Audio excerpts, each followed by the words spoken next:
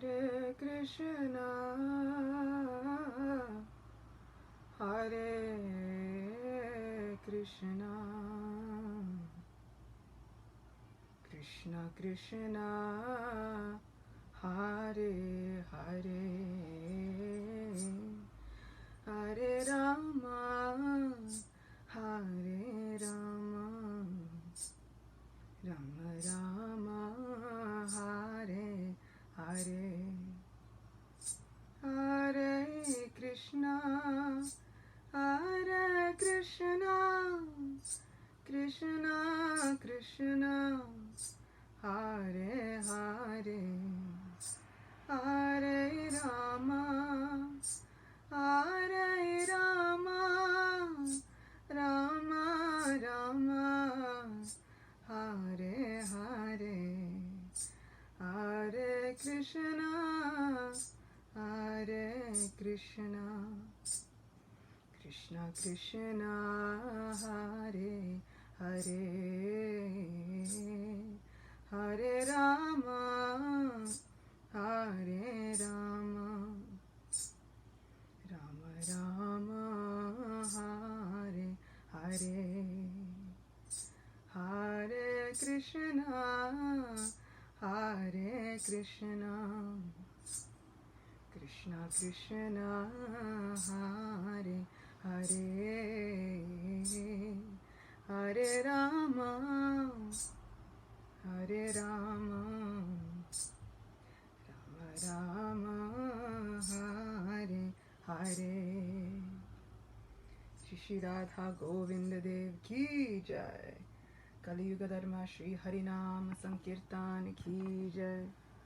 Srila Prabhupada Ki Jai. Ananta Koti Vaishnava Vrinda Ki Jai.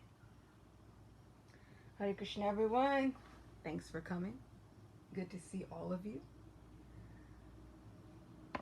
So tonight we've come to the third part of our Vamana Katha.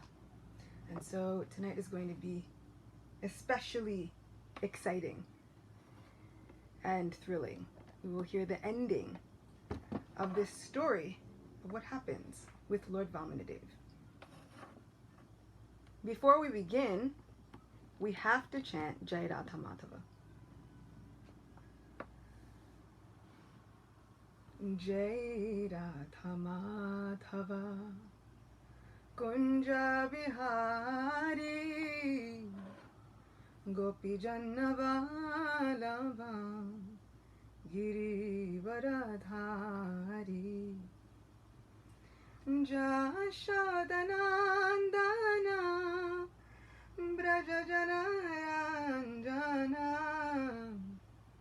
Jamunatira Vanachari Jai Radha Madhava Kunja Bihari Gopi Jannavalabha Giri Varadhari Jai Radha Madhava Jai Radha Madhava Radhe Govinda Jaya Radhe Govinda. Shri Radha Madhava Ki Jai. Shri Radha Govinda Dev Ki Jai.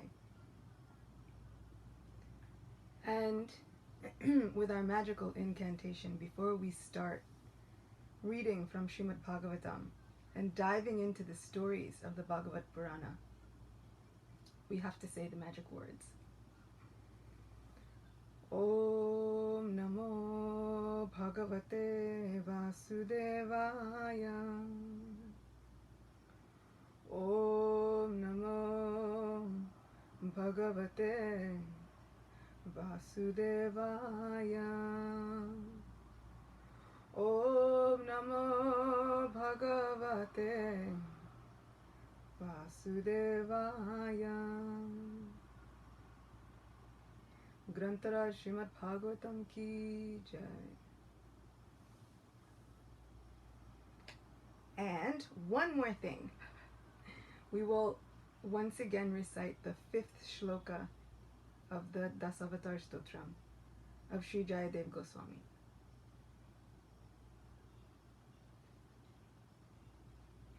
Chalayasi vikramane balimatu Vamana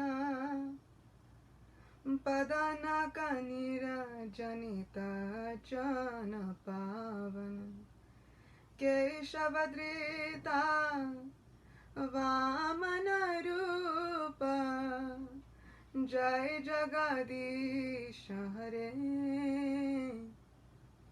Jai Jagadish Hare Jaya Jagadish Hare. O Keshava, O Lord of the universe, O Lord Hari, you have assumed the form of a dwarf Brahman. All glories to you, O small, wonderful one.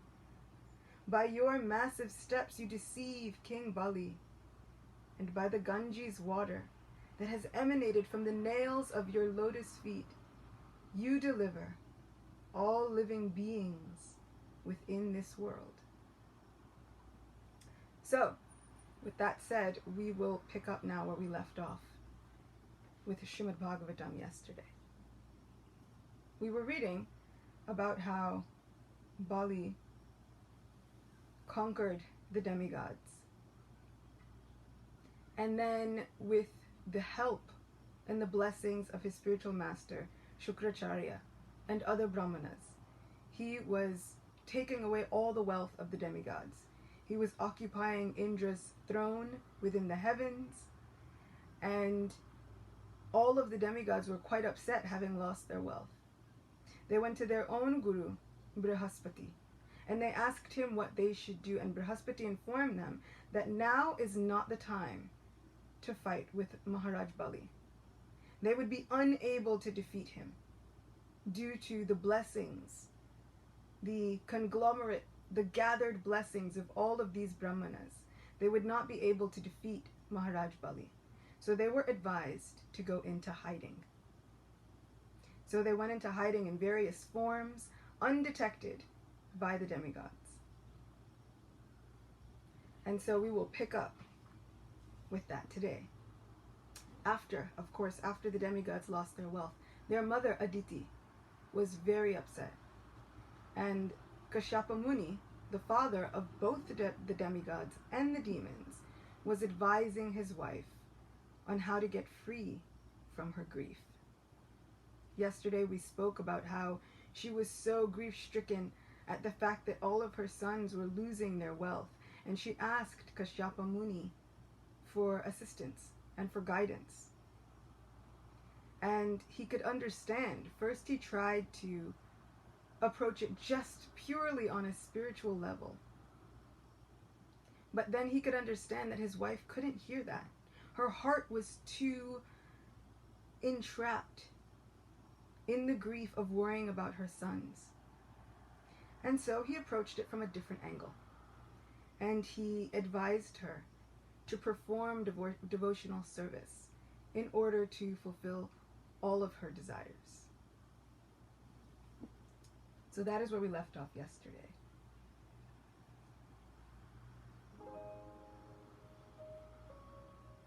And just to begin, I want to read a verse from the Srimad Bhagavatam itself. This is Srimad Bhagavatam, 8th Canto, Chapter 16, Text 21.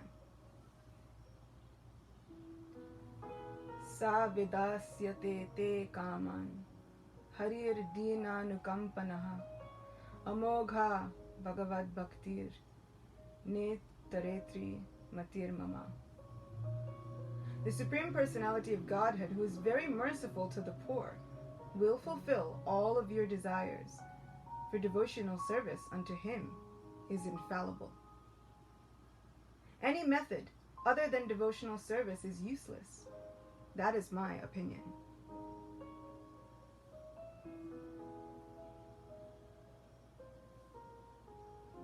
And within the purport, Srila Prabhupada brings up a very, very beautiful, lovely point that I wanted to read from.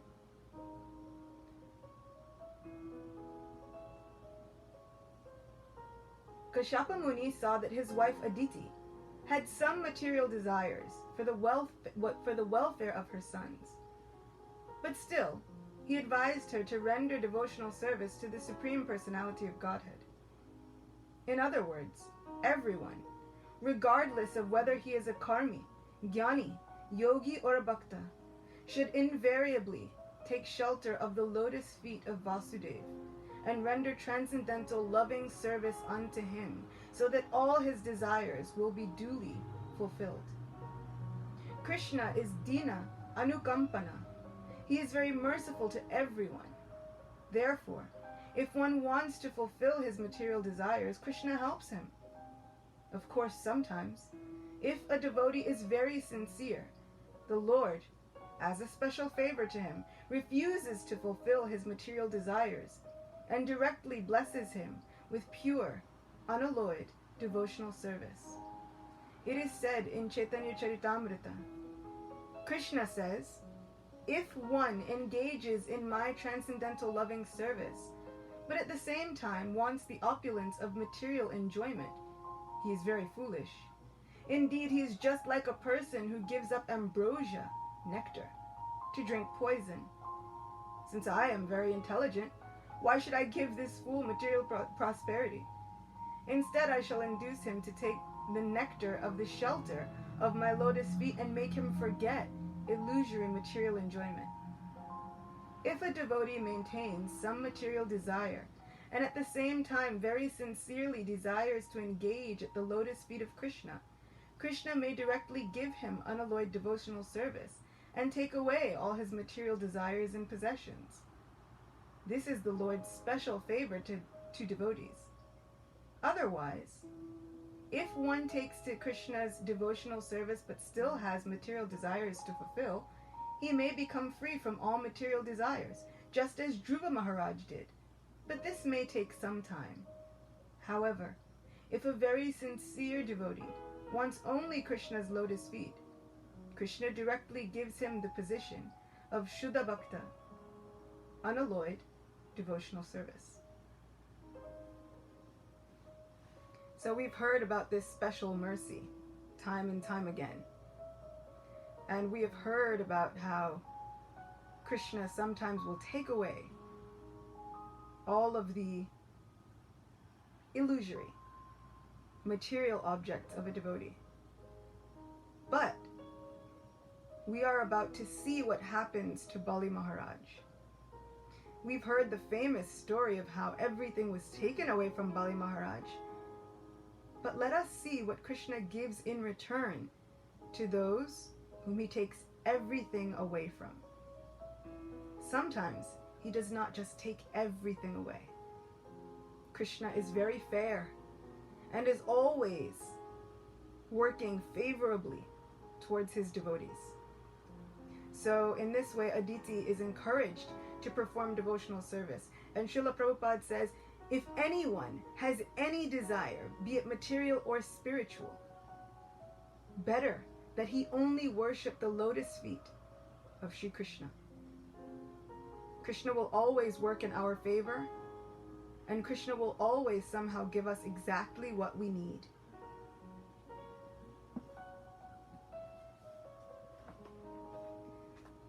So we are continuing on from yesterday with this condensed Srimad Bhagavatam by Purnaprajna Prabhu.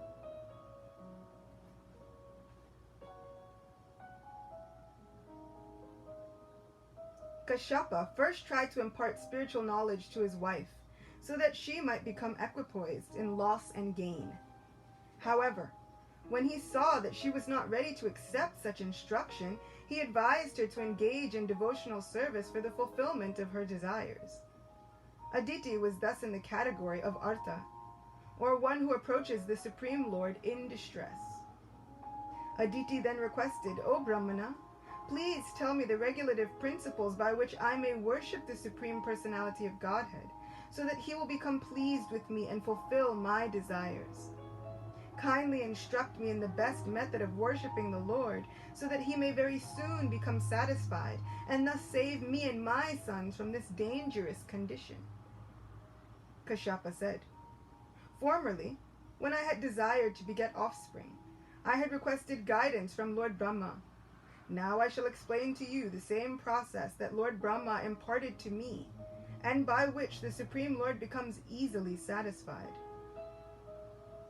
I really like that Kashyapa Muni gives his wife the same instruction that had been given to him by the Father of the universe. And this is what we were speaking about yesterday, where Kashyapa Muni, he sees his wife as an equal in her own sphere. He doesn't necessarily treat her as an inferior person. Even though she is under his guidance and under his protection, he treats her as an equal in her own right. During the bright fortnight of the month of Falgun, February-March, for 12 days, ending with Dwadashi, one should observe the vow of drinking only milk while worshipping the Supreme Personality of Godhead with full devotion. If available, dirt that has been dug up by a boar should be smeared over one's body on the day of the dark moon. Then, while bathing in a river, one should chant this mantra: "O Mother Earth, you are raised up by the Supreme Lord in the form of a boar. I offer my respectful obeisances unto you and pray that you kindly vanquish all the reactions to my sinful life." Thereafter, one should perform his regular duties, and then very attentively worship the deity of the Supreme Lord, the altar, the sun, water, fire, and the spiritual master. First, one should offer various prayers while welcoming the Supreme Lord with faith and devotion. While engaging in the worship of the deity, one should chant the mantra, "Om Namo Bhagavate Vasudevaya," and offer flower garlands, incense, and other paraphernalia. Then one should bathe the Lord with milk, offer him a nice dress and ornaments, and provide him with padya, arghya, ganda, and other such things. After dressing the deity, one should offer fine sweet rice that has been boiled with ghee and molasses. So sometimes we hear the question of whether or not women would perform deity worship, or whether or not women would perform the same Brahminical actions that male Brahmins would perform. And here we have Kashyapa Muni, a Prajapati, a progenitor, a forefather of all of the races, advising his wife to perform the very same processes that he was instructed to perform by Lord Brahma. One person is saying this seems so much more difficult than offering a lotus. Yes, it seems like these archana details, these processes of archana and deity worship were so much more elaborate in previous yugas, which makes me so thankful to have Srila Prabhupada and the mercy of Sri Chaitanya Mahaprabhu and the mercy of the holy name by which Srila Prabhupada says that any and all sacrificial and ritualistic rites can be performed and perfected just by the presence of the holy name. Thereafter, prasadam should be offered to a Vaishnav, and then one can resume his worship by offering achaman, betel nut, and other articles to the Lord. After this, one should chant the mantra softly 108 times, and then offer prayers in glorification of the Lord. Finally, after circumambulating the deity, one should fall straight like a rod before the Lord with great delight, offering respectful obeisances. Then, after touching to one's head all of the flowers and water that had been offered to the deity, one should throw them in a sacred place. After this, at least 2 brahmanas should be fed with sweet rice, and after honoring them greatly, one may have prasadam with their permission, along with his friends and relatives. That night, one should observe strict celibacy. The next morning, after bathing, one should once again engage in the service of the deity as described above. Along with the worship of the deity, one should offer oblations into the sacrificial fire, and in this way, the vow should be observed for 12 days. During this period, one should not unnecessarily talk of material subjects, and one should remain completely free from envy towards all living entities. In other words, one should be a pure and simple devotee of the Supreme Personality of Godhead. Also, during these 12 days, singing, dancing, and the chanting of prayers and mantras, as well as the recitation of Srimad Bhagavatam, should accompany the regular worship of the Supreme Lord. So we see that just as we have engaged in this 3-day festival of the appearance of Lord Vamandev with the recitation of Srimad Bhagavatam, this is not just something that has happened now, it has been happening for millenniums, that the recitation of Srimad Bhagavatam should accompany the regular worship of the Supreme Lord. Thereafter, on the 13th day, one should bathe the deity with panchamrit, milk, yogurt, ghee, sugar, and honey. Under the direction of Brahmanas who know the injunctions of Shastra.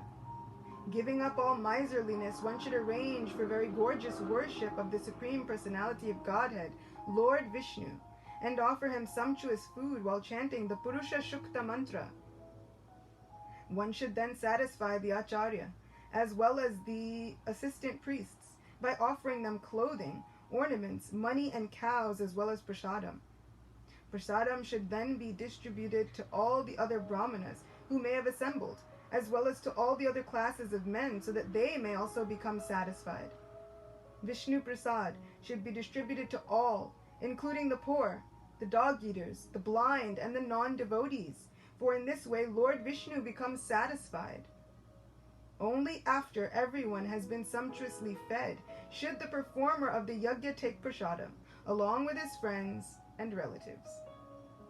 Kashyapa concluded by saying, "This is the ritualistic ceremony known as Payovrata, which I had formerly learned from my grandfather, Lord Brahma. O most fortunate lady, execute this process and thus worship the Supreme Personality of Godhead with a peaceful mind and joyful spirit. This Payovrata is also known as the Sarva Yajna, for by its performance all other sacrifices are automatically included. This worship of the Supreme Lord is also the essence of all austerities, and the best process of giving in charity. Therefore, it is the best of all regulative principles, and the best method of pleasing the Supreme Personality of Godhead, who is known as Adokshaja." Yes, one of my friends is making a point that, yes, be a pure and simple devotee, that's it. I think that's all we can do right now. As for observing a 12 days fasting on only milk and performing all of these things, we may or may not be able to do that perfectly. So we may think, what hope is there for us?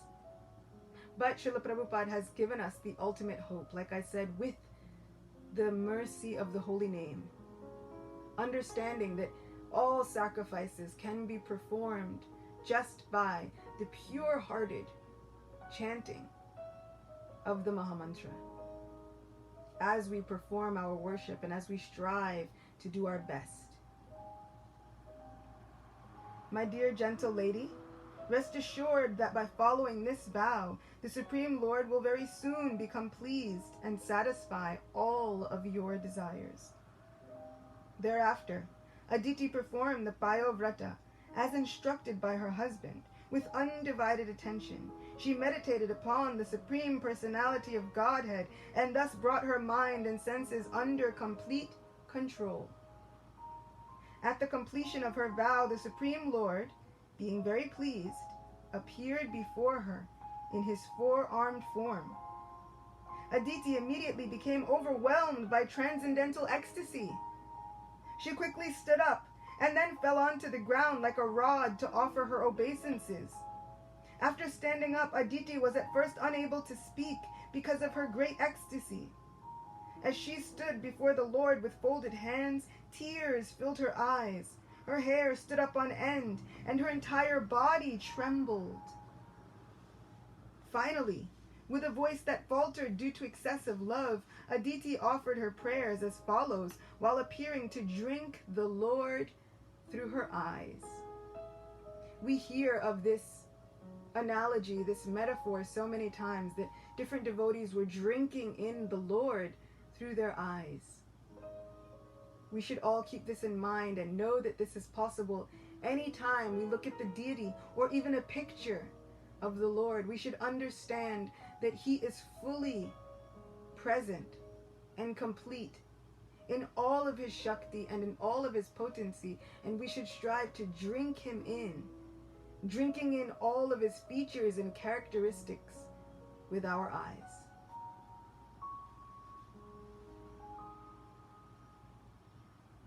O original Supreme Personality of Godhead, Supreme Controller, you are the shelter of all poor, suffering living beings.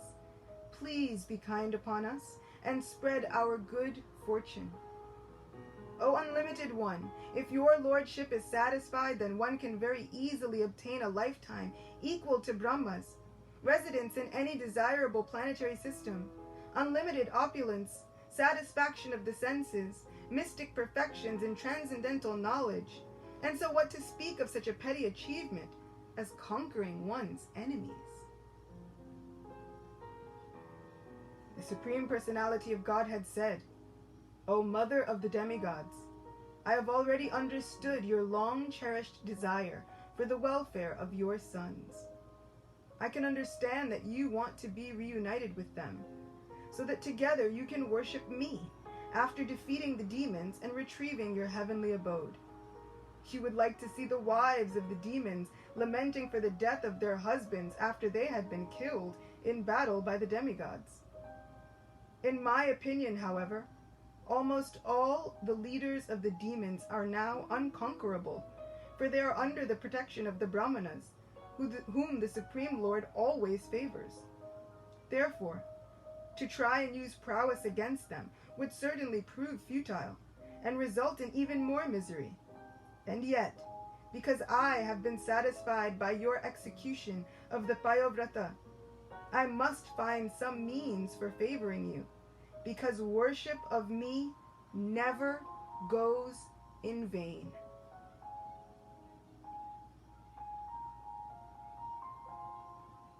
How amazing. The entire speech of the Supreme Lord in this section is so packed with so many blessings and miracles for us. First off, the Supreme Personality of Godhead said, O Mother of the demigods, I have already understood your long-cherished desire for the welfare of your sons. Krishna already knows about our long-cherished desires. That does not mean that we shouldn't tell him about it. We should use every opportunity to dig deep within our hearts and tell him. Tell our Supreme Lord about these desires, knowing full well that, oh my Lord, I know you are aware of everything that is in my heart. I can understand that you want to be reunited with your sons so that together you can worship me after defeating the demons and retrieving your heavenly abode. He understands that the mother of the demigods, she wants the wealth of her sons back. Not just so that they can enjoy materialistically, but so that they can worship the Supreme Lord. We should strive for this mood. I know that I am not without material desires. I know that I am full of desires for all kinds of things. But I should strive for the mindset that even though I may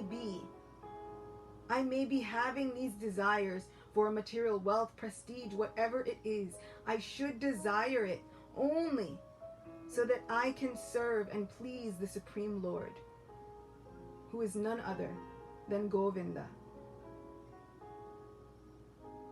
And then he says that conquering the demons is nearly impossible, and yet, because I have been satisfied by your execution of the Payovrata, I must find some means for favoring you.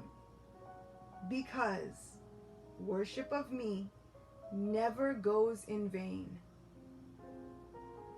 I want to repeat that line. Worship of the Supreme Lord never goes in vain. Never, ever goes in vain. So if we think we have worshipped the Lord and we are in need of saving, and we should know that the saving is coming.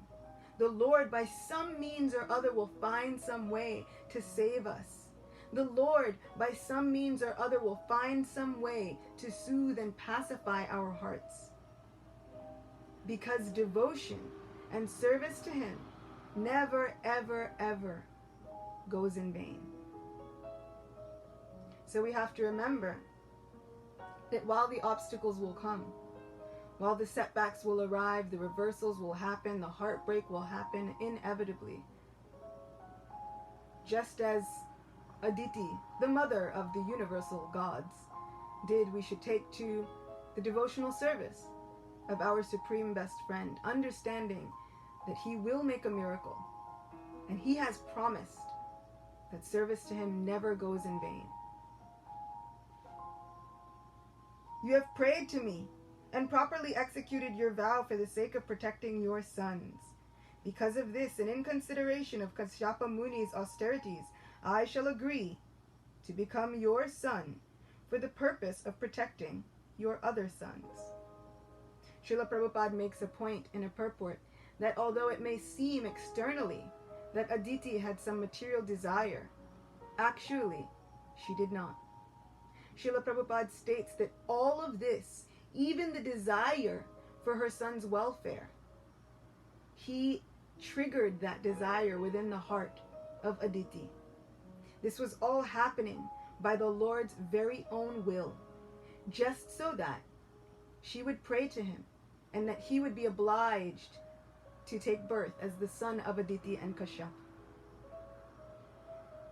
So all of this, even though it looks as though she may have some material desire externally, Srila Prabhupada says as a lesson that these desires were actually sparked within her heart by the Supreme Lord.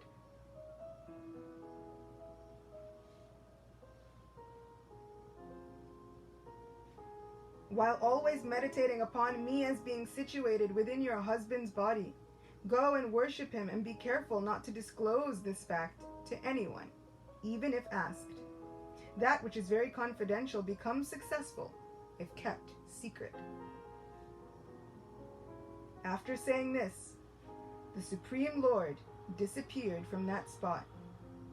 Having achieved the incomparable benediction that the Supreme Lord would appear as her son, Aditi considered herself to be successful, and thereafter she approached her husband with great devotion. While situated in a trance of meditation, Kashyapa could see that a plenary portion of the Supreme Personality of Godhead had entered within him. Thereafter, just as the wind causes fire by the friction of two pieces of wood, Kashyapa transferred his potency into the womb of Aditi. When Lord Brahma understood that the Supreme Lord was within Aditi's womb, he came and offered his prayers. My Lord, you are the original generator of all living beings, moving and non-moving, and you are also the generator of the Prajapatis. O my Lord, as a boat is the only hope for a person drowning in the water, you are the only shelter for the demigods who are now bereft of their heavenly position. Thereafter, the Supreme Personality of Godhead, in due course of time, appeared from Aditi's womb. His 4 hands decorated with conch shell, club, lotus flower, and disc. He was dressed in yellow garments, and his eyes appeared like the petals of a blooming lotus. The Lord's complexion was blackish, and his lotus face appeared very beautiful. His body was fully decorated with various ornaments. Upon his chest was the mark of Srivatsa, and an uncommonly beautiful flower garland hung around his neck, surrounded by humming bees in search of honey. The effulgence of the Lord dissipated the darkness of the home of Prajapati Kashyapa, and in all directions and within the core of everyone's hearts, there were manifestations of happiness. The various seasons simultaneously displayed their respective qualities, and in consideration of the Lord's appearance, the stars and planets situated themselves most auspiciously. The Lord appeared on Shravana Dwadasi, the 12th day of the bright fortnight in the month of Bhadra, at the auspicious moment known as Abhijit, at noon. This day is also known as Vijaya Dwadashi. Upon the appearance of the Supreme Lord, the combined sounds of conch shells, drums, and various musical instruments became tumultuous. The Apsaras danced in jubilation, the best of Gandharvas sang, and the great sages, demigods, Manus, Pitas, and fire gods offered prayers for the Lord's satisfaction. As they glorified the Lord and danced, the Siddhas, Suparnas, and Nagas showered so many flowers from above that Kashyapa's house became completely covered. When Aditi saw how the Supreme Personality of Godhead had appeared from her womb by means of his internal potency, she was highly astonished and ecstatic. In great happiness and amazement, Kashyapa exclaimed, "Jai, Jai," again and again. Then, in the presence of his mother and father, the Supreme Lord assumed the form of Vamana, a dwarf brahmachari, Brahman, just as a theatrical actor changes his dress.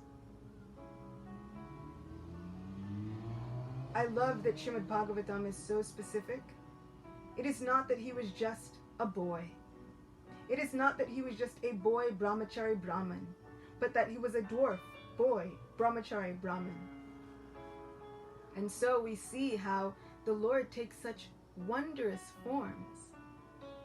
And we can see how so many different living entities are blessed and are given such mercy by the Lord accepting a form that is like their very own. So sometimes we look at this world and we see so many people with what we would consider some deformity, some disability. But that's not so for the Supreme Personality of Godhead. We see that the Lord himself took a form of a miniature Brahmin boy, an inconceivable form of a small-bodied Brahmin boy, something that today some people might look at as a disability. This was the form that our wondrous Lord chose to perform his very own pastimes. How wonderful and glorious this is. How wonderful and glorious it is to be able to have these meditations.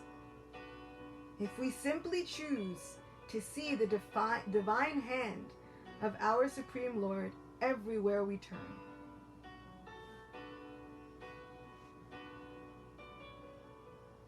When the great sages saw the Lord in this form, they became very pleased.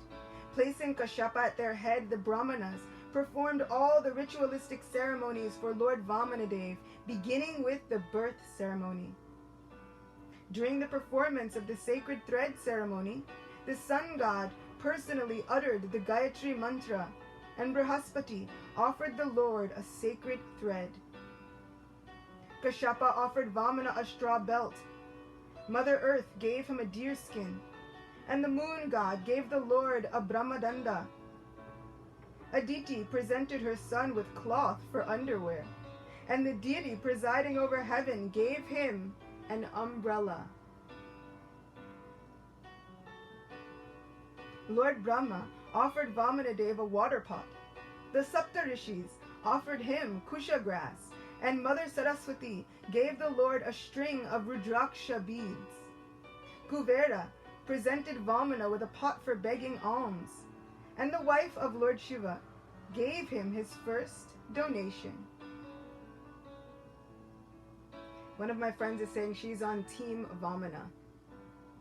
As am I. I am also on Team Vamana. I am just under 5 feet tall. Having thus been welcomed, Lord Vamana exhibited his Brahman effulgence so that he surpassed in beauty the entire assembly of great sages and demigods. Thereafter, when Lord Vamanadev heard that Bali Maharaj was performing Ashvamedha Yagyas under the direction of the Brahman descendants of the Bhrigu dynasty, he went there to show mercy to the king of the demons.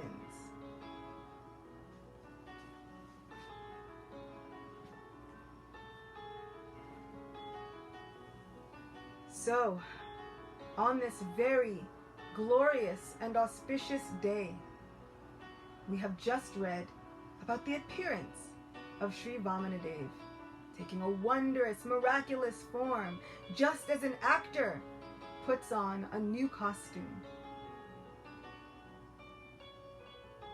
And one of my friends is saying how incredible it is that Kuvera, the very lord of wealth, the one who has all of the wealth, gives Vamanadev his bowl for begging alms. How wondrous are the Lord's activities and pastimes. And how fortunate are we to be able to come together in this assembly to make good on the very promise of the Lord in the Sri Bhagavad Gita, where he says that one who knows the nature of my appearance and activities does not, upon leaving this body, take birth again, but reaches my supreme abode, never to return to this world of miseries ever again. So I feel like we are so fortunate to hear these pastimes, to take pleasure in hearing these pastimes, and to think of the Lord with affection, and to engage our minds. Srila Prabhupada gives this as the definition of samadhi, that we can engage our minds in the service of the Supreme Lord just by hearing, just by remembering, just by chanting his supreme glories.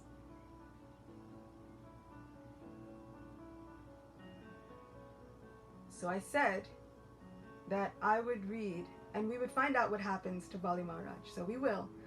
But I said that I would read an adaptation of this story that I wrote.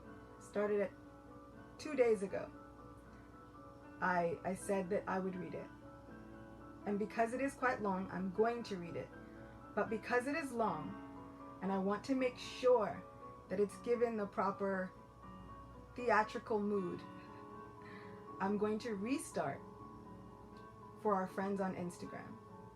Those of us here on Facebook can get up, stretch your legs, get a drink of water, but don't turn it off. But those of you on Instagram, I'm going to restart this live stream.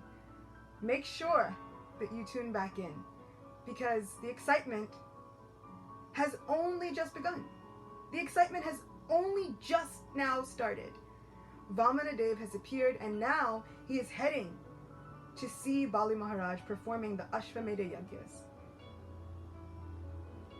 So now we get to find out what all will happen.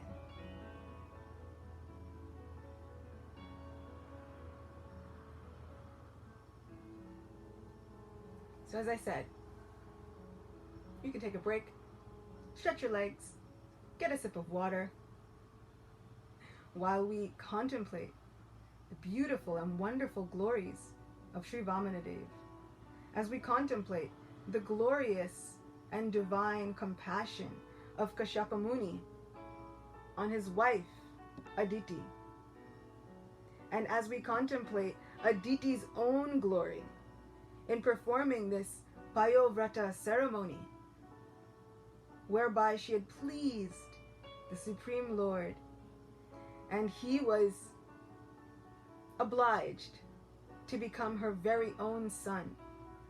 He was obliged to become one of her very own family members. This is the glory of devotional service.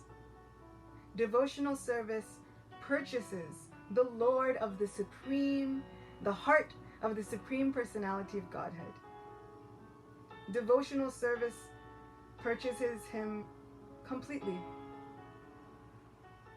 So how fortunate are we that Srila Prabhupada arrived just to give this devotional service and the key to purchasing the Lord of our life to all of us.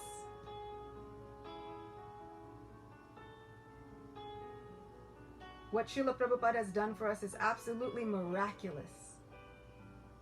It is nothing short of the greatest gift anyone could ever give. And he didn't just give it to rich people or people who looked a certain way or dressed a certain way. He gave it to everyone wholesale. So, we are back. And we are now going to read from an adaptation of this Srimad Bhagavatam story, which has been taken from the many, many verses of Srimad Bhagavatam, the commentaries of Srila Prabhupada, and also the commentaries of Srila Vishwanath Chakravarti Thakur, who is a fountain of wonderful knowledge. And he also makes wonderful commentaries on Srimad Bhagavatam. So this adaptation has been sourced from Srila Prabhupada, from Srila Vyasadeva, and from Srila Vishwanath Chakravarti Thakur. Any mistakes are purely my own, but if somehow this narration is able to bring joy to your heart, I pray that you will simply say a prayer for me and send me your well wishes so that I can continue writing, so that I can somehow continue serving the Lord of my heart through writing, which is something that I have always, always wanted to do. This piece is called Cheated.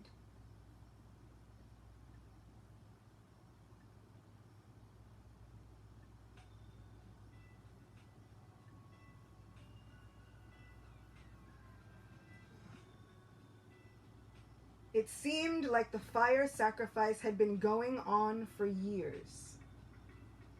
Bana surveyed the arena filled with people with a shrewd gaze. The droning chants of the sages with their long beards and matted hair tied high on their heads was a constant hum in the background. The sound, mixed with the gurgling of the river nearby, was almost comforting now, as it filled the large field of Brigukacha with an almost tangible, powerful energy. The site, on the northern bank of the Narmada River, had been chosen by the followers of the enlightened mystic Brigu, headed by Shukracharya. It was there that they performed the horse sacrifices that would establish King Bali as the undisputed emperor of the realms. The Ashvamedha Yajna was a ritual that was rarely performed and only by the most ambitious kings. With the completion of the ceremony, the king would reap untold power and glory, not to mention the establishment of their sovereignty over all the lands of the realm. They would be the king of kings, Chakravarti, unchallenged and held in the highest regard by all. The ritual could and often did take years. A ceremonial horse was decked in royal livery and sent out roaming to all of the kingdoms in the realm. If the horse wandered into a kingdom where it was challenged, the kingdom would have to be subjugated before the horse could continue. There were few kingdoms brave enough to challenge the rule of Maharaj Bali. The stone pit, the Yajna Kund that held the ever-burning sacred flame, was huge. Brick upon brick had been layered until it formed a large platform with a pyramid at its summit. The flames within the center of the pyramid leapt and danced in the midday sun. Hundreds of holy men sat around the sacrificial pit, chanting hymns in the lilting Sanskrit language of the celestials, calling them, petitioning them for their favor. The foremost of the sages was clear. Shukracharya sat closest to the fire, feeding it with ghee, clarified butter, at regular intervals from a huge wooden ladle. His fair complexion was turned reddish from the intense flames, making him look like creamy fresh milk that had been mixed with vermilion powder. The Exalted Priest was the son of Bhrigumuni, one of the 7 original sages. The 7 rishis were illuminated beings who were facilitators of creation, brought forth by the god of creation Brahma, in order to further the races of not only men, but demons and celestials alike. Shukracharya was King Bali's teacher, and by extension, the teacher for the entire race of demons, the Asuras. The Asuras were among the long-lived races, their lives often spanning millenniums, much like their counterparts, the celestials or the Devas. The dynasties of Devas and Asuras were forever intertwined. Their ancestors had both been fathered by the sage Kashyapa, another of the original 7 sages, from his 2 wives, Diti and Aditi. As a bitter rivalry grew like a cancerous lesion between the 2 wives, the jealousy and hatred that Diti bore for Aditi spread down to her sons, the Asuras, separating them from the Devas and creating an animosity between the 2 races that would last for all time. Some of the most prominent Asuras in Bali's court were peppered around the large field where the royal horse, the centerpiece of the sacrifice, and other animals grazed on soft grass and drank from the river. At Shukracharya's right hand sat Bana's father, Bali, along with his queens.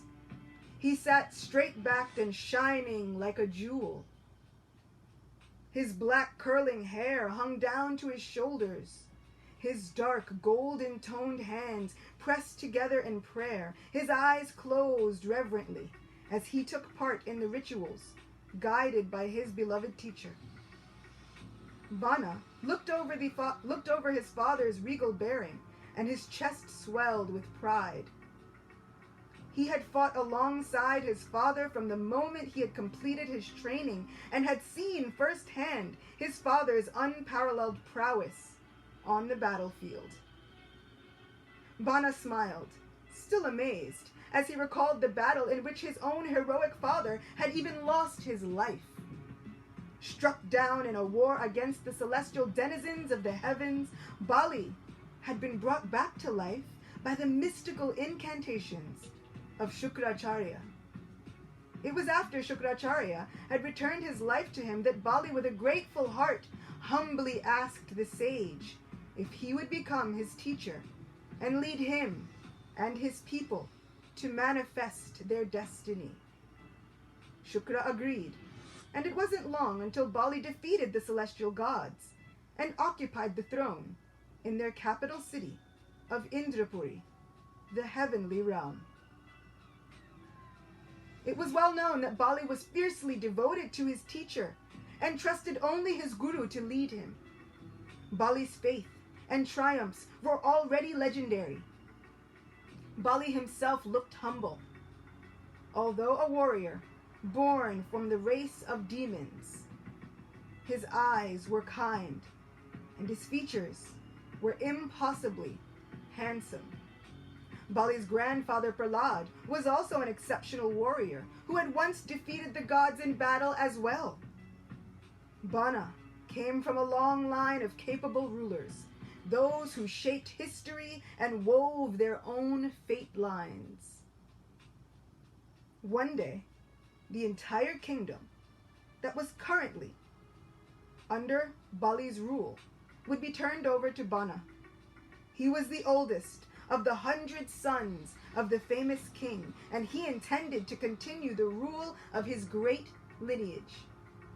Truthful, respectful, and already honored by his people, Banasura was every bit as handsome and valiant as his father. He was a fearsome warrior who had already taken on the gods in battle, even at a relatively young age. He lived for the battlefield and had been fighting for as long as he could remember. He understood and fully embraced life as an Asura warrior. His father trusted him and even sought his counsel at times. And Banasura knew that the day their empire was handed over to him, it would be the greatest glory of his life. For hundreds of years, his life had revolved around the expansion of the kingdom and the defeat of their enemies, the Devas. As Bana sat meditating on their invincible kingdom, a tremor started beneath him. It was so faint that Bana almost dismissed it as nothing more than the beating of his own heart. Soon, the shaking was so intense that Bana was sure that this was something external. He braced his hands on the ground at his sides, feeling the waves that pounded a rhythm on the earth. The sages continued chanting, but exchanged confused glances with each other, heads swiveled, looking for the source of the earth's quaking.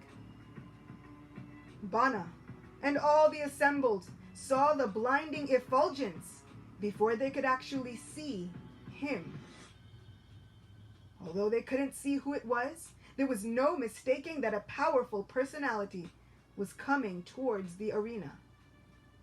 The air seemed surcharged with an undeniable, crackling electricity, and Bana rose from his place and walked to the edge of the arena to receive whoever it was that graced them with their presence. His head was held high, and his steps were sure. The effulgence was growing brighter, like the sun rising on the horizon, and the sages finally paused their chanting. It felt like all of the power was being leached slowly from the arena, and Bali and Bana looked nervously toward the followers of Brigu, who knew all there was to know in the vast universe, but seemed utterly confused by this turn of events. As Bana looked around, he noticed that even the golden ornaments in trays and the sparkling jewels looked dull compared to that glow. It was like everything was losing its luster next to this person, whoever they were. The hairs rose on Banasura's arm as though reacting to some kind of magnetic, static electricity. When he arrived, his body seemed so bright that it hurt Bana's eyes to look directly at him. Bana squinted, refusing to shield his eyes and show that this being had any effect on him whatsoever. Bali, however, dropped to his knees, touching his head to the ground in an immediate show of the utmost respect. The effulgence seemed to dim, and they could finally see that the personality was a Brahmana, not different from the sages who sat around the fire. He looked as though he was just a boy.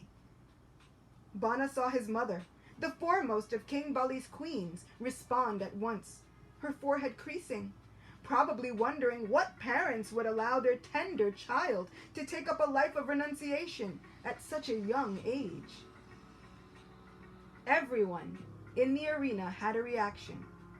The sages, rising from their seats out of an innate compulsion of respect, looked on wide-eyed, seeing a boy, but feeling the unmistakable power of an ancient, enlightened being. Shukracharya was completely still. His whole body seemed frozen as he gazed unblinkingly at the boy who stood calmly, with a slight smile on his angelic face. The women of Banasura's family looked at the Brahmin boy with tears in their eyes. Bana's sister, Mala, looked the most taken by the young renunciate. It seemed as though they had already fallen in love with the young boy, his childlike beauty overpowering them like some sort of mystic charm. Bali rose from his prostrated place on the ground of the arena and folded his hands to speak with the Brahmana. Everyone looked on in silence, and all attention was fixed on the boy.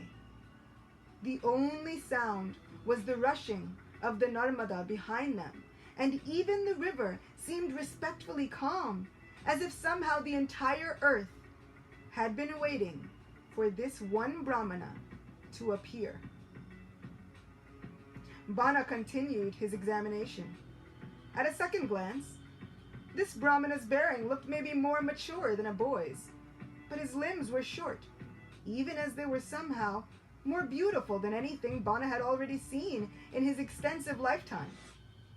Maybe not a boy then, but a dwarf Brahmana.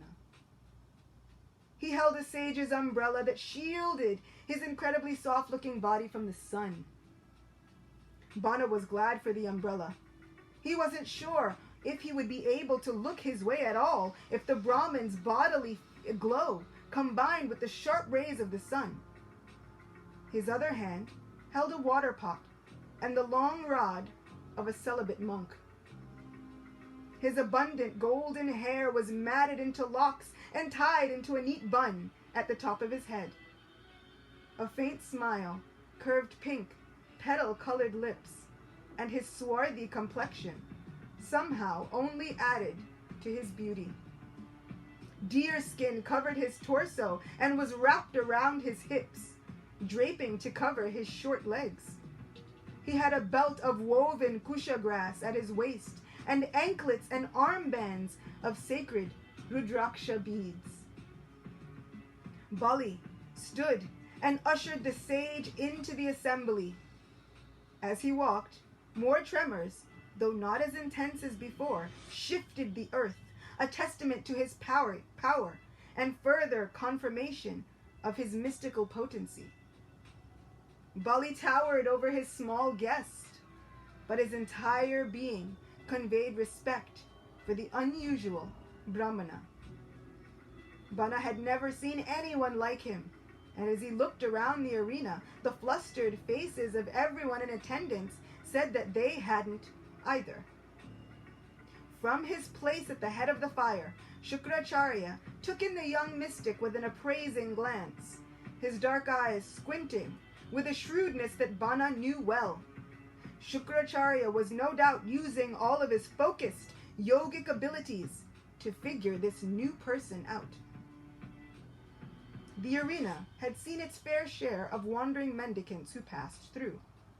Bali was famous for his hospitality and charity, and while this sacrifice had been going on, no expense had been spared, as King Bali gave in charity to all those who journeyed to ask it of him. This special guest would be no different.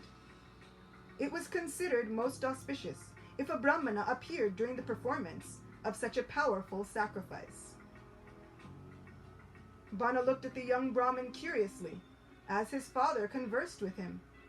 The beautiful youth explained that he was indeed a traveler who had heard much of the great king Bali and had come to beg charity from him. His voice was like pure music, and his face as he spoke was ornamented by charming expressions. The boy was impossible to look away from. Bana now understood how the women in the arena had been so captivated by him. "O Brahmana, I offer you a hearty welcome and my utmost respect. Please let me know what I may do for you. All of those assembled here think of you as the personified austerity of all the great sages. My entire palace, lineage, and wealth is at your ultimate disposal. Whatever you want, you may take from me." Bali smiled at his beautiful guest and awaited a response. The young ascetic tilted his head to the side, as though he were considering the offer of the king. After a moment, Bali began to speak again. We have so much that we can offer you. If I were able to please you, I feel as though my entire sacrifice would be complete. You can take cows, gold, completely furnished houses, the most elaborate food and drink in all the realms, the daughter of a Brahmana for your wife, or even princesses.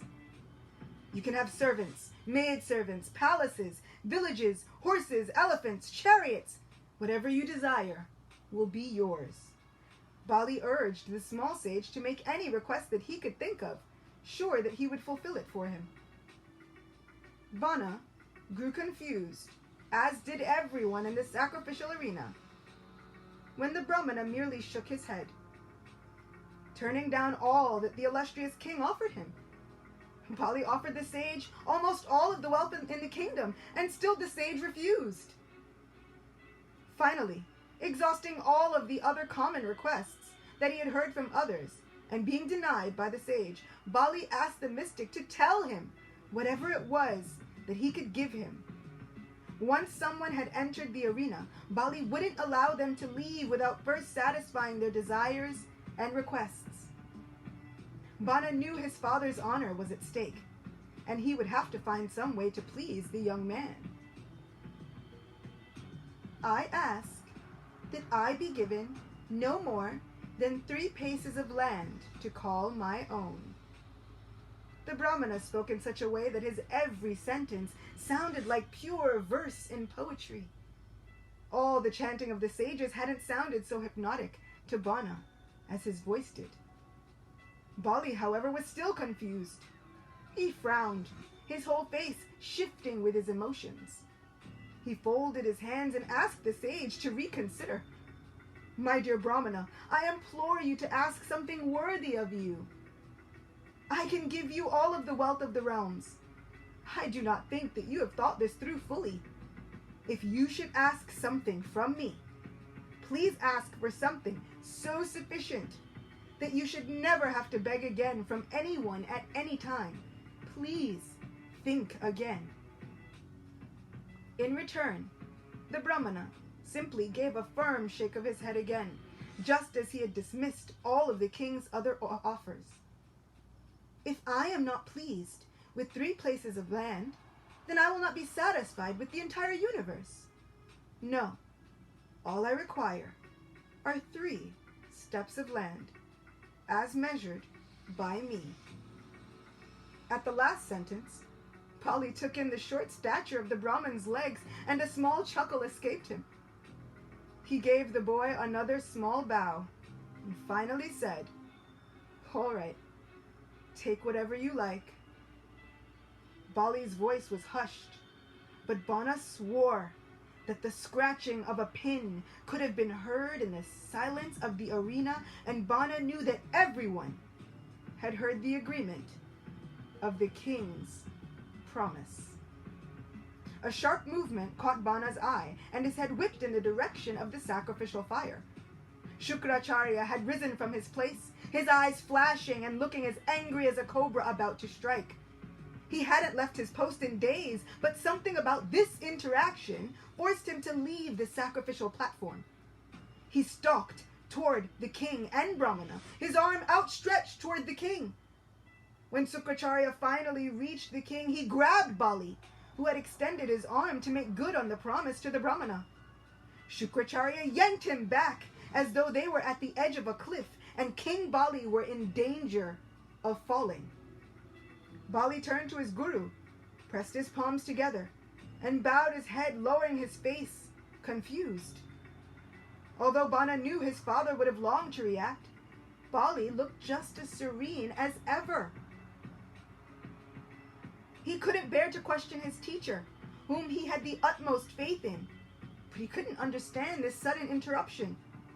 From where he stood, Vana heard the whispered voices as the conversation carried around the field of Bhrigukacha. This Brahmin boy must be Vishnu. Taking the mother and father of the demigods Aditi and Kashyapa as his parents, he must have assumed this form just to trick you.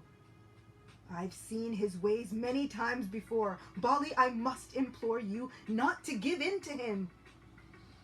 Shukracharya's voice was deep and commanding, hard as stone, and his eyes blazed like two fiery jewels in the direction of the boy, who simply smiled innocently in the face of the insults that the elder Rishi hurled at him. This person who has come to beg charity from you is nothing more than another of Vishnu's illusions. I am sure that with this charity from you, he will deprive you of everything that you have. Vamana narrowed his eyes at the intensity of Shukra's words. He had known the sage for many years, and Vamana had never seen him quite this worked up over anything. Shukracharya always seemed to know and have the right answer for everything. He had led them all to victory thus far. He had to have seen something that the rest of them had missed. Bali, however, looked pensive, confused. His eyes ticked back and forth as he weighed the advice of his most trusted advisor. Take it back. You don't have to fulfill this promise. It seemed like those words from the wizened sage broke through to the king when so many others had merely bounced off the shield around his mind. Bali's head snapped up, his eyes wide with shock and indignation. Shukracharya was spurred on by the king's shock, thinking that Bali had been looking for a way out of his promise all along, and that now he had found one. Yes, the Vedas enjoin that a promise is truthful only when it has been preceded by the word Om. You didn't say Om first. You can be free of this. Take it back. He leaned into the king, taken over by this plan that seemed like the perfect way to save the kingdom from Shukracharya's supposed fear of destruction. The sage's voice had changed. Where it was usually commanding and full, it was low, gritty, and almost desperate. He was holding the king by both shoulders, his voice a low growl in Bali's ear. Bali's head was respectfully downcast again. He thought for some time, his arms crossed in front of him. It seemed as though the entire assembly held its breath, waiting for the king's reply. Having heard their teacher's warnings, Vamana found it impossible to ignore them. Bali Maharaj took a step back, out of the hold of Shukracharya, before he nodded just once. His mind resolved. When he spoke, his voice was calm and rang out through the arena. He didn't whisper. He had nothing to hide. I am the descendant of an amazing lineage. My father is the great Emperor Prahlad. How can I withdraw my promise? The illustrious goddess of the earth who carries us all has said that she can bear any heavy thing except one who is a liar. What can I do now? I do not fear the poverty that you predict, or even hell itself, as much as I fear cheating a Brahmana and breaking my word once given. At the cold time of my death, all of this opulence will be taken away from me anyway. All I will have then is my reputation, my integrity, and my character. Why shouldn't I use these temporary riches in service to please this Brahmana? Bali seemed more resigned with each word, and he straightened himself, his head held high, looking as dignified as ever. Although he may be Vishnu himself, he has come to me to beg charity from me, disguised as a Brahmana. I cannot refuse him. Bali's words held a finality to them which brooked no further argument. Vamana looked between his father and the teacher of their entire dynasty, as though he were watching two bulls ready to fight. Bali was nodding. His whole body resonated with his truth. Shukracharya was shaking with rage. Banasura was beginning to get worried. He had never seen the sage so angry, and who knew what these mystics were capable of when they were angered? They held enormous amounts of power that could change the course of one's entire lifetime in a single moment. Shukracharya's eyes were alight with outrage, the atmosphere crackling around him like sparks in a huge, fiery inferno. Vamana could hear the sage's breathing. his breaths coming, huffing like the great bellows that fueled the flame of his fiery fury. Finally, the sage spoke, and it was just as Banasura had feared. Although you have no knowledge, you have become a wise person. You have become so knowledgeable that you dare to instruct me, your guru. You have become so impudent as to disobey my orders. I curse you. Shukracharya was pointing one long, slender finger at Bali, who merely cast his gaze downward as he accepted fully the blunt force of his teacher's temper. You will lose everything. Shukracharya's face curled with disgust, his mouth twisted with a sneer before he turned away from the man that he had once brought back to life. Bali bowed low to his teacher calmly before he motioned to his queen. Bana looked between his father and the sage, who was now walking from the sacrificial arena in shock. He wanted to do something. He wanted to stop the Brahmana. He wanted to plead with his father. Someone should have done something. Surely they would not have turned their backs on their family teacher, all for the sake of an unknown Brahmana that none of them would ever see again. There had to be some way to save their kingdom. Everyone knew there was no way to get free from the curse of a sage. Those curses were among the deadliest things in all the realms. Bana slumped as he watched the sage, their former guru, walk unchecked from the arena. Their only hope was that the prophecy, the curse, would not come to pass. Bana watched as his mother Vindyavali stepped forward toward the king of the demons with one of the large golden pots filled with waters from the sacred rivers. They washed the young Brahmana's small feet and completed the ritual of giving him his 3 paces of land in charity. The sweet-faced Brahmana simply smiled, that same small, mysterious smile. He seemed as though he hadn't been fazed by the arguments of the elder Brahmana, even though Bana thought that to be impossible. The boy had been accused of hypocrisy, trickery, and deception. No one would simply accept those insults with nothing more than a smile. As the ritual was completed, Bali sprinkled the water that had been used to wash the Brahmana's feet upon the head and that of his queen.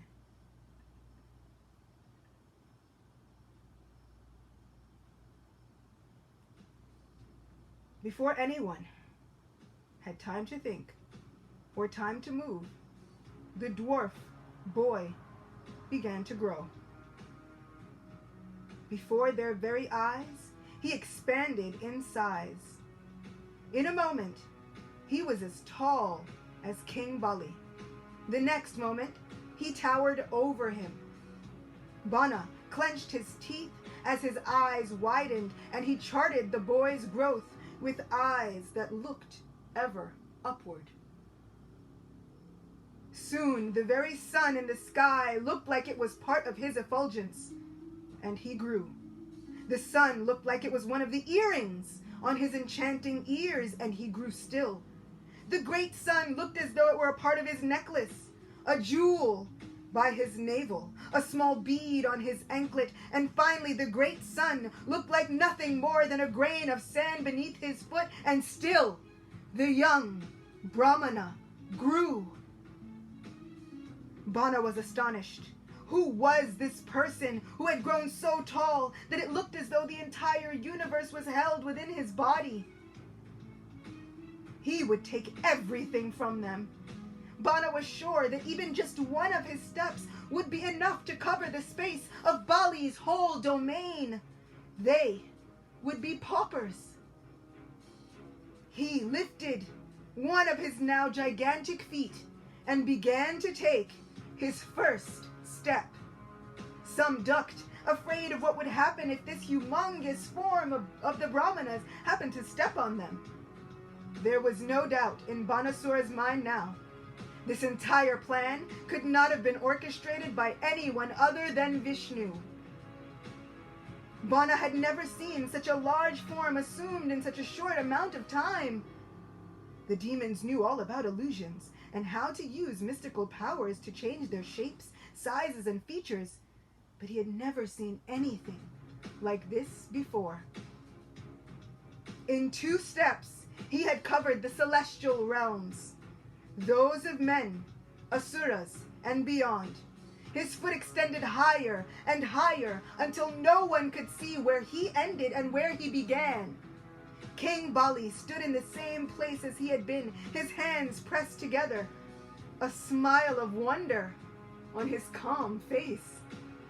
Bali was now completely bereft of his entire kingdom. Everything that Shukracharya said had come to pass.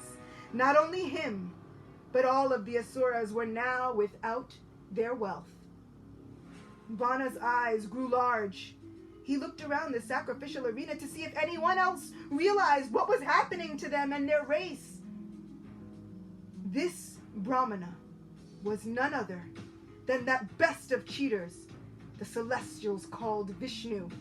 He covered his own form with a disguise and had been working in the interest of the demigods the entire time. Banasura was enraged. His father was always truthful and firm in his word, and because of this, he was tricked at the hands of Vishnu, and his kingdom was stolen away from him. Vamana rushed from his place to the Asuras, who looked on confused. This mastermind of this trickery is Vishnu. He has stolen the kingdom of my father, the great King Bali. Because my father has been performing the sacrifice, he has given up the power to punish Vishnu for this atrocious behavior. But we are still here. We are his followers, and we are mighty and powerful. It is our duty to teach this impostor Vishnu a lesson. The demons rallied behind Vamana's words immediately, just as the Brahmana boy took his small form once again. As though aware of just the very thought of battle, the followers of Lord Vishnu began to converge on the scene, headed by Vishnu's carrier, Garuda. The massive being shared the features of both man and bird and was immeasurably strong. He glared at the race of demons with slanted eyes, while his large golden wings folded against his back. The dust was still settling from where his great wings kicked up debris from the earth. The Asuras, headed by Vamana, and the other generals of Bali's army began to charge at Vishnu and his followers. Garuda and the others stood ready to defend their master, while the small Brahmana, who had resumed his form and was undoubtedly one of the most powerful beings in all of creation, sat with a relaxed but grave look on his face. He stood less than half the height of those assembled, but he carried himself with the grace and majesty of the ultimate king. As the Asuras and the followers of Vishnu began to engage in battle, demon after demon went down, quickly slaughtered by the long talons at the ends of the hands of Garuda. He stood on strong legs and used his wings to beat back the attacks of the Asuras with great gusts of wind. Watching him was like watching a beautiful storm, deadly in its grace and poetic in its beauty. Garuda whirled, single-handedly attacking and putting down hordes of demon soldiers. Still, the demons were relentless. What did they have to lose? They had already lost everything that was dear to them. They had no wealth. Their king had been tricked, and Vishnu had been unjust. They were fueled by their despair, and that overwhelming sense of loss gave them an iron will that sent them in line after line to sacrifice their lives rather than live with the burden of this injustice. Banasura's eyes glowed with the embers of his white-hot anger, and he knew that his time would soon come. He would head into battle, just like the others, but he would take on that arrogant Garuda. He would bring him down to the cheers of his people. He would right these wrongs that had been visited upon them this day, and he would swing back the scales of justice. He would return their wealth to his father. He would not allow this mockery of all that the demons were to continue. He sucked in a deep breath to allow a loose, fearsome battle cry to let loose. But he choked on it when his father appeared before his eyes, his face sad and his eyes earnest. Stop! Stop this at once! All of you! Bali called out to all the Asura warriors. 1 minute, he had his son by the shoulders, almost shaking him out of his fury, and the next, he was moving amongst those fighting and those preparing to fight, calling out to them to hold where they were.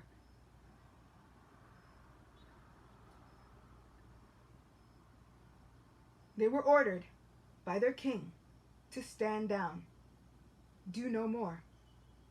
Banasura was shocked and seething when his father had finally returned to his side to address the demons. Bali's chest heaved after exerting the energy that it took to stop the fighting between the demons and demigods. They had engaged in a similar battle once before when Bali lost his life, but he knew that with Lord Vishnu there present, there was no way that the demons would be victorious. These people would die, and for such a trivial matter. No, Bali would not allow that to happen. He would talk some sense into them before the race of demons was annihilated before his very eyes. He turned to his people, who were already ornamented with battle wounds and were awaiting his orders. Their confused faces only brought out the hurt in their eyes. They believed that they had been treated unfairly. But how could Lord Vishnu, whom Bali's own grandfather Prahlad worshipped, ever treat anyone unfairly? How could he take or steal anything when everything belonged to him already? Lord Vishnu had saved his grandfather's life and offered him many boons when Prahlad was a child, and their lineage had never forgotten that while Bali was king over the race of demons. Now Bali was ruling, and if he did not want to be a disgrace to his grandfather, he would stop this once and for all. He knew that he needed to be diplomatic with the demons. They were not yet ready to listen to his reasoning about the true identity of Lord Vishnu. But in order to keep their lives and their race, they had to accept that charity had been given and put this event behind them. Daityas and Danavas, listen to me. The present time is not in our favor. Unless Providence smiles upon us, then we will not be able to gain victory. We have to wait for a better time. Now is not the time to engage in battle with the Devas. I have already suffered the curse of our Guru, who foretold that I would lose everything. We all know that the power of the curse of a divine sage. No one in all the realms can get free of the effects of such a curse. So I was bound to lose everything anyway. Please, let us wait for another time when fate is more on our side. We will gain nothing if we fight now. King Bali addressed his people, not as if he were their king and ruler above them in ordering, but pleading with them as though he were their equal. Maybe he would not get their anger to subside, but he could get them to wait. To stop this nonsensical battle against the Supreme Person who was able to bestow ultimate victory or defeat upon anyone. The demons seemed to reflect on what their king said, and they passed silent glances amongst each other, each agreeing that their leader was right. They cast their heads down and waited for his next orders to them. With the mayhem fully controlled, the great King Bali Maharaj turned his attention back to the small, effulgent boy, who was the controller of the entire universe, and he pressed his palms together, awaiting the next order from the one that he himself called Master. Arrest King Bali, came the curt order, and with it a great uproar of lamentation from the assembled demons that could be heard in all directions. Bali held out a hand, a silent command for them to remain peaceful for the time being. Bali turned back to Vamana, awaiting his fate. Garuda tied up the body of Bali with the Nagpash, the mystical snake ropes of Varuna, the god of the seas. As soon as the weapon was released, a large snake appeared, coiling its own body around the king like a giant rope. It was said that those ropes were impossible to escape from, and although his father had ordered that they remain calm, this blow to their morale was almost more than Bana could bear. Bana's breath came out in forceful, hot huffs of air, as though his insides were made of fire. His eyes stung from looking at the treatment of his father and their entire race, and his whole body trembled with the intensity of his rage. Vishnu then addressed Bali in his ever-calm voice. For his part, Bali looked unfazed by the turn of events. He seemed so sure of himself and ready for whatever the small Brahmana would command him to do. More than simply looking resigned to his fate, it almost looked as though there were a part of him that felt some small joy in all of this. He inclined his head, still showing the Brahmin all due respect, even from his disadvantageous bound position. "O king of the demons, you had promised to give me 3 steps of land, but I have occupied the entire universe in 2. Now, please tell me where I shall place my 3rd step. You are unable to give charity according to your promise. Being falsely proud of your possessions, you promised to give me land, and now you cannot fulfill your word." For the first time, Bana saw his father's countenance change, his face pained by the thought of not keeping his word. Bali lowered and shook his head slowly, not willing to believe that he would be called a liar throughout all of eternity, and not simply by the rest of the realms, but by Lord Vishnu himself, if he was not able to fulfill his promise. For Bali, that would be a fate worse than death. "O Supreme Lord, if you think that I have not given you charity according to my words, then I must rectify matters. I cannot allow my promise to prove false. I do not fear being deprived of all my possessions, living a hellish life, or even being arrested and punished by you, as much as I fear the defamation for having cheated a Brahmana." Bali raised his eyes to gaze on the face of the Lord who had come to see him as a small, unassuming Brahmin boy to take everything he had. "My Lord, I beg you to place your 3rd step upon my head. What is the use of this material body which will automatically leave the owner at the end of his life? By some good fortune or other, I have been deprived of all my opulence, and I have forcibly been brought under your shelter. So I beg you, place your 3rd step upon my head and take my body, my life, and all that I have to use in service to you." Vamandev, as the small Brahmin boy had come to be known, finally smiled at King Bali. "Bali Maharaj, you have become the most exalted among the Asuras, for in spite of having undergone so much misery, you have passed my examination by remaining fixed in devotional service. Although bereft of your riches, fallen from your position, defeated and arrested by your enemies, unable to gather help from your friends and relatives, and cursed by your spiritual master and advisor, you remain steady in your vow of truthfulness. In consideration of your great tolerance, I have decided to give to you a realm superior to all the residences of the celestial demigods." Vamana raised his small right hand in blessing, immediately freeing Bali from the Nagpash. Bali knelt and touched his head to the ground at the feet of Lord Vamana.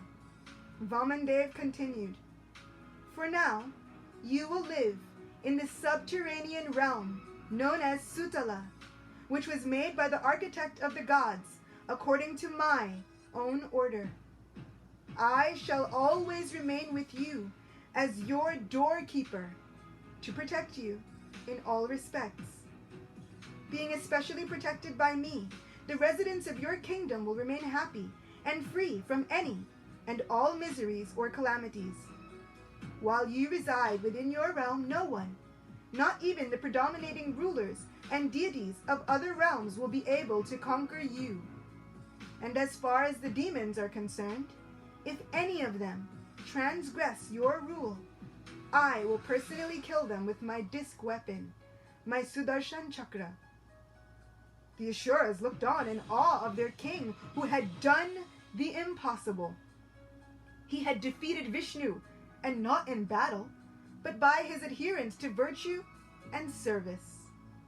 He would be forever famous throughout all the realms, and he had gained more opulence than he would have ever gained by performance of the original horse sacrifices. Bali spoke kind words of thanks to Vamana, and everyone looked on smiling at the great demon king of their race. The Asuras looked forward to living under his rule in the famed realm of Sutala. Everyone had heard of it, but no one had even seen it firsthand. They knew a golden era must have been coming for them, for Bali was a most just and kind ruler. They could be excited about their future. Alone in his own mind, Bana could not release the feelings of anger and agitation within him. He looked at his father's good fortune, but all he could see was charity. The great personality who had once held dominion of the entire universe was now reduced to accepting charity from the enemy. Banasura felt so disgusted by it all that he could spit. He turned his head, looking around the sacrificial arena like an angry, hissing cobra. Bana knew that he would never forget what had been done to them this day. They had been deprived of a battle where they could protect what belonged to them, and instead they had been given back wealth and charity, and they called it good fortune. The only time Banasura would consider himself fortunate was when he carved out his own kingdom and defeated the realms himself. Then he would know that he was fortunate, when he obtained his own opulence and his own kingdom as a result of his own toiling and hard work. While the kings in his lineage seemed to think that Vishnu was so magnanimous, Banasura could not erase what he had seen and what had been done. Vishnu had made a mockery of everything that it meant to be a demon. And all for what? He had done it for sport and in the interest of the celestial demigods. Bana would never let it go. No. This was not the end of the story for Banasura, with his angry eyes and his mouth twisted into a vicious sneer. This was only the beginning.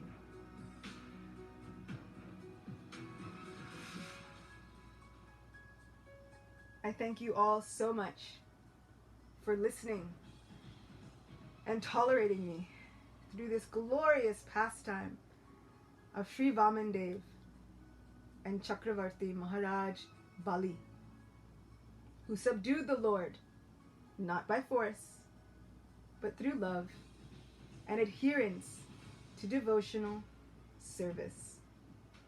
Complete and total surrender. Somehow we see Vamana himself says, "You have passed my examination." But as he passed the examination, what did he receive? Not only does Lord Vamana live with Bali for all of time, but he agrees to become his own doorkeeper. He does not leave Bali Maharaj under any circumstances unless Bali himself gives Vamana Dev permission. He becomes the order carrier of those who surrender to him in full love and devotion. Complete and total surrender.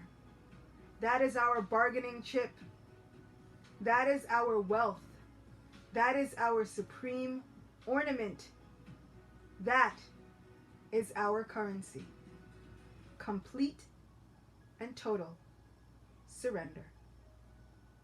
When we think we can't go on, when we feel as though everything has been taken away from us, if we can somehow remain fixed in our devotional service, regardless and through all of that, we will have passed the Lord's very own examination.